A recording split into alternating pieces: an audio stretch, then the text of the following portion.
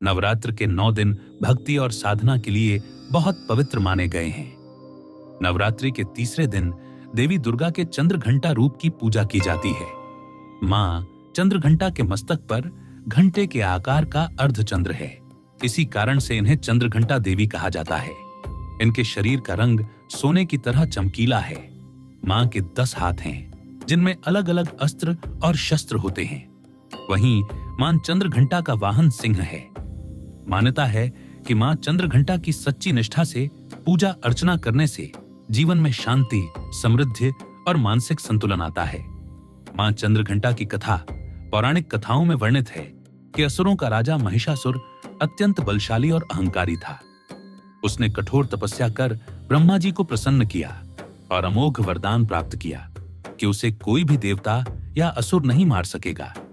वरदान पाकर महिषासुर अत्यंत घमंडी हो गया।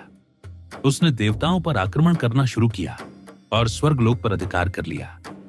देवराज इंद्र का सिंहासन छीन लिया और स्वयं स्वर्ग का राजा बन बैठा। महिषासुर के आतंक से देवता व्याकुल हो उठे। वे अपनी समस्या लेकर त्रिदेव, ब्रह्मा, विष्णु और महेश जिनके पास पहुंचे।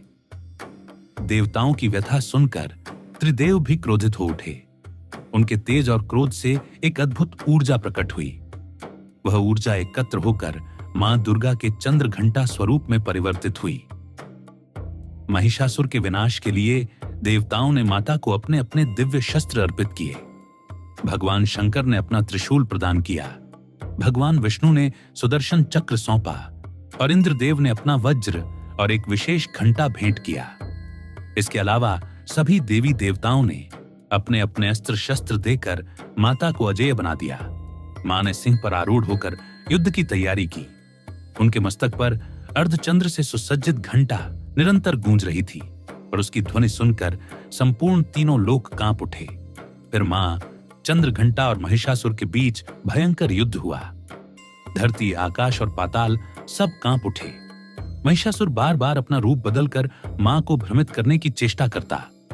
कभी सिंह, कभी भैंसा तो कभी हाथी का रूप धारण करता। लेकिन मां चंद्रघंटा के पराक्रम और तेज से उसका हर प्रयास विफल होता गया। अंततः मां ने अपने त्रिशूल से महिषासुर का वध कर दिया। देवताओं की रक्षा हुई और स्वर्गलोक पुनः सुरक्षित हो गया। मां चंद्रघंटा का यह रूप हमें सिखाता है कि जीवन में भय और नकारात्मकता तभी मिटती है जब हम साहस और दृढ़ता के साथ उसका सामना करते हैं। मां चंद्रघंटा की आराधना से साधक के मन में साहस जागृत होता है। उसके जीवन से सभी विघ्न दूर होते हैं और उसे दिव्य आशीर्वाद की प्राप्ति होती है। नवरात्र का व्रत सनातन धर्म में अत्यंत फलदायी माना गया है। देवी पुराण में इसका विस्तृत महत्व और विधि बताई गई है। आइए जानते हैं संक्षेप में इसकी विधि। आश्विन मास के शुक्ल पक्ष की प्रतिपदा से नवरात्र व्रत आरंभ होता है। 9 दिन तक उपवास रखें। अगर संभव न हो तो दिन में केवल एक बार भोजन करें। इस दिन घट स्थापना कर महाकाली, महालक्ष्मी और महासरस्वती की प्रतिमाएं स्थापित की जाती हैं। प्रतिदिन पुष्प और फलों से अर्घ्य दें। बिजौरा से रूप, जायफल से कीर्ति, आंवले से सुख और केले से संतान का आशीर्वाद मिलता है। नवमी के दिन हवन किया जाता है। घी, खांड, गेहूं, तिल, बेलपत्ते, नारियल और फलों से होम करने से लक्ष्मी, सुख, समृद्धि, संतान और यश की प्राप्ति होती है। व्रत की समाप्ति पर आचार्य को प्रणाम कर दक्षिणा दें। शास्त्रों के अनुसार यह व्रत करने से अश्वमेध यज्ञ के बराबर फल मिलता है और दान पुण्य का करोड़ों गुना फल प्राप्त होता है। इस प्रकार नवरात्र व्रत साधक की सभी मनोकामनाएं पूर्ण करता है और जीवन में सुख, शांति और समृद्धि का मार्ग प्रशस्त करता है। जय माता दी।